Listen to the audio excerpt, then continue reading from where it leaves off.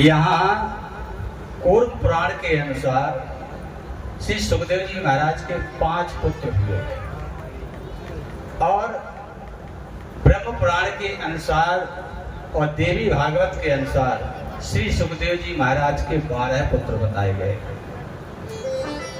इनमें से भूरिश्रवा, प्रभु, शंभु, कृष्ण, गौरव और अकृत, ये 5 पुत्र हैं और एक कन्या है जिसका नाम है कीर्तिमती। लेकिन भागवत में इसका कोई लेख नहीं है। भागवत में केवल एक श्लोक आया है, यम प्रव्रजंत मनुपेत मुपेत कृत्यम द्वैपायनो विरह कातर आयुहावा पुत्रेति तन्मयतया तर्वो विनेदुष तम सर्वभूत हृदयम मुनिमान तोस्मि। एक शब्द में केवल सुखदेव जी महाराज के जन्म की कथा लिखी, सीधे निकल पड़े सुखदेव जी महाराज। पीछे से व्यास जी महाराज चिल्लाते जा रहे हैं, बेटा रुक जाओ, बेटा रुक जाओ, बेटा रुक जाओ। अब बेटा को तो वरदान मिल गया था, तुम्हें माया का स्पर्श नहीं होगा। ये पिता, ये माता, ये पुत्र, ये पत्नी, ये बहन, ये क्या है? ये सब माया है। जैसे सुखदेव जी महाराज जा रहे थे, रास्ते में एक सरोवर में कुछ स्त्रियां स्नान कर रही थी। जैसे सुखदेव जी महाराज को देखा, स्त्रियों ने वस्त्रों को नहीं पहना, और जैसे व्यास जी महाराज को देखा, वस्त्रों को से अपना शरीर को ढक दिया। व्यास जी महाराज रुक गए, बोले ये बताइए कि जब मेरा बेटा यहाँ से निकला तब आप लोगों ने वस्त्रों को पहना, और जब मैं यहाँ आया तब वस्त्रों को पहना, बेटा निकल गया तो आपने वस्त्रों को क्यों नहीं पहना? स्त्रियां कहने लगी, महाराज आपको संसार का ज्ञान है, आपको देह का ज्ञान है, लेकिन आपके बेटे को इस संसार का क्षणिक मात्र भी ज्ञान नहीं। ये ब्रह्ममय है, ये केवल ब्रह्म को पहचानता है और बाकी किसी को पहचानता ही नहीं। इसको ये पता ही नहीं है कि ये पशु है कि ये नर है कि नारी है, क्या है। और आप प्रभु सब कुछ जानते हो, क्योंकि आप माया से ग्रस्त हो और आपका पुत्र माया से विरक्त है। इसलिए मैंने आपको मर्यादा करना उचित समझा, तो आपके पुत्र को मर्यादा करना उचित नहीं समझा। फिर भी व्यास जी महाराज भागे। तब वृक्षों ने उत्तर दिया, महाराज क्यों चक्कर में पड़े हो बेटे की? तुम्हारे बेटे को माया मोह कुछ नहीं है, इनको जाने दो, तप करने के लिए जा रहे हैं। और सुखदेव जी महाराज जंगल में जाकर के अपना तप करने लगे। व्यास जी महाराज वापस आ गए। सूत जी महाराज कहते हैं, ऋषियों अब हम तुम्हें वो 6 प्रश्न जो मुझसे किए थे उनके उत्तर सुनिए। पहला प्रश्न आपका था कि मानव मात्र के लिए धर्म क्या है, मानव का परम धर्म क्या है?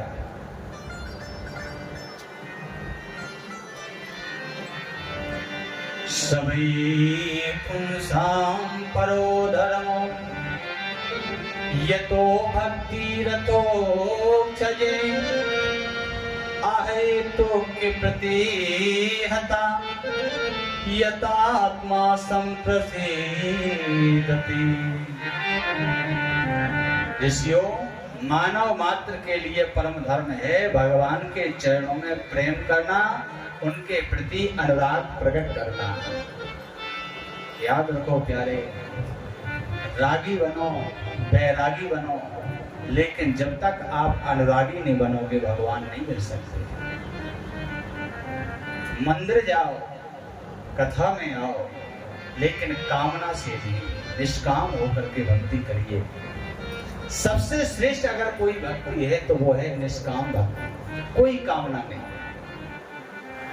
यहाँ आए हम भगवान का कथा सुनने के लिए जा रहे हैं, बेटे का विवाह हो गया, भगवान भी कहते हैं कि रिश्वत हमें दे रहा है। मंदिर में जाते हैं, हनुमान जी के मंदिर में गए, बेटा पास हो जाए 1.25 किलो लड्डू चढ़ाएंगे, और सरकार जोर दे रही कि भ्रष्टाचार बंद करो। अब भगवान तक नहीं बचे, भगवान के लिए बोले हैं, कामना के लिए कह रहे हैं, कामना मत रखिए, निष्काम होकर के भक्ति करिए। तो मानव मात्र के लिए परम धर्म है भगवान के चरणों में प्रेम करना, और वो भी निष्काम भक्ति से। दूसरा आपका प्रश्न था कि श्रेष्ठ देवता कौन है। कोई कहता है हनुमान जी बड़े हैं, कोई कहता है राम जी बड़े हैं, कोई कहता है भगवान शंकर बड़े हैं, कोई कहता है दुर्गा जी बड़ी हैं। आखिर हम किस देव को श्रेष्ठ माने? तो हे ऋषियों, निंदा किसी की मत करो। तुम्हारा अगर इष्ट भगवान शंकर हैं और अगर तुम हनुमान जी के मंदिर में पहुंच जाओ तो क्या तुम दर्शन नहीं करोगे? अगर तुम शंकर भगवान के उपासक और शंकर भगवान आपके इष्ट हैं और हनुमान जी के मंदिर में पहुंच गए तो आज आप हनुमान जी में भी अपने इष्ट शंकर का ध्यान करो, किसी की निंदा मत करो। अगर हम देवी जी को मानते हैं तो जुगल किशोर के मंदिर में चले गए, अब तुम कहो हमारी तो देवी जी है, ये तो सब बेकार है। किसी की निंदा ना करो। अगर युगल सरकार में भी अपनी देवी का दर्शन करो, यही धर्म है। तीसरा प्रश्न आपका था कि प्रभु अजन्मा है तो फिर दशरथ और यशोदा के घर बेटा बनकर के क्यों आए? अगर इनका जन्म नहीं होता तो ये क्यों आए? तो सूत जी महाराज कहते हैं कि भगवान का जन्म नहीं होता है, प्राकट्य होता है। भगवान प्रकट होते हैं, जन्म नहीं लेते हैं। और जो जन्म लेता है वो संसार का प्राणी है, इंसान है, और जो प्रकट होता है वो भगवान है। जब जब होए धर्म की हानि, पाड़े असुर अधम अभिमानी। जब धर्म की हानि होती भगवान प्रकट होते हैं। आपका चौथा प्रश्न था कि शास्त्र में देखें तो भगवान के कितने अवतार हैं? तो सोनका ऋषि सुनिए, भगवान के 24 अवतार हैं। एक बात और ध्यान से सुनो, भगवान कितनी कला से आए? राम जी आए कितनी कला से? 12 कला से। और भगवान कृष्ण कितनी कला से आए? 16 कला से। हम आप कितनी कला से हैं? हम आप में भी कलाएं हैं, हम आप में भी 2 कलाएं हैं। अगर हमने जब तक ज्यादा कर लिया, संत बन गए तो 4 कला हो जाती है।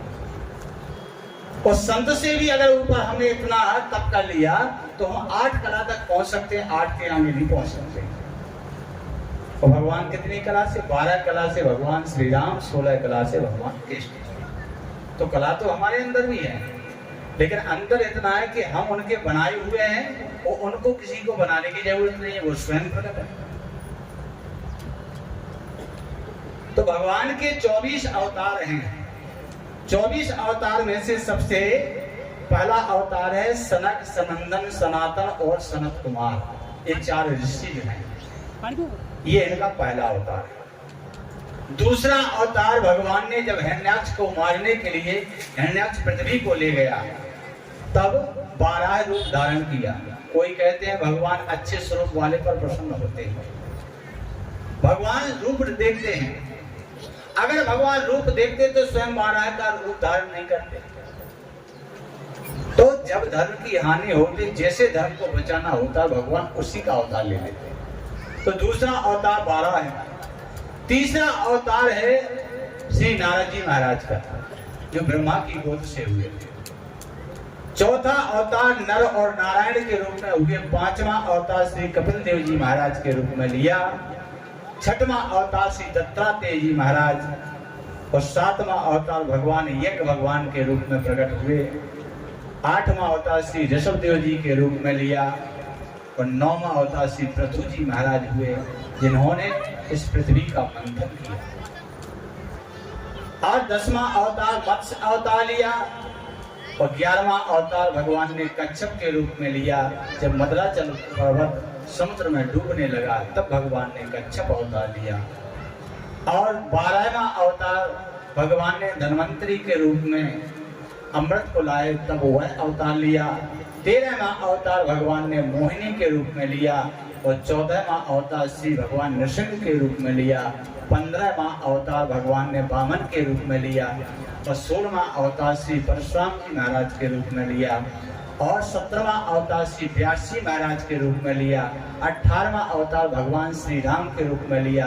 19वां अवतार श्री बलराम जी महाराज के रूप में लिया और 20वां अवतार भगवान कृष्ण के रूप में लिया और 21वां अवतार हंस अवतार लिया और 22वां अवतार श्री बुद्ध अवतार और 23वां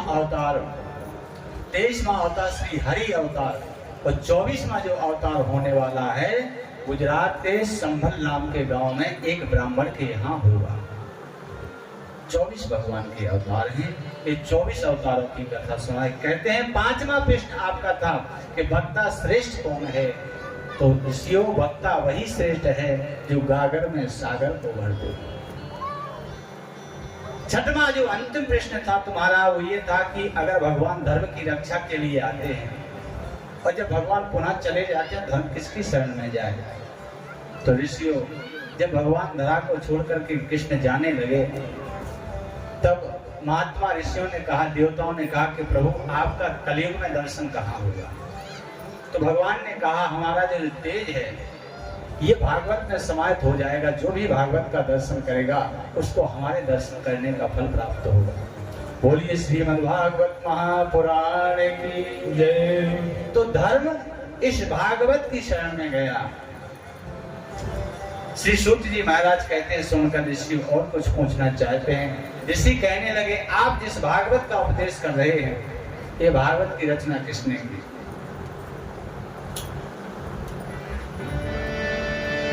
तो सूत जी महाराज कहते हैं ऋषियों द्वापरे सवनो प्राप्ते तृतीये ऊपर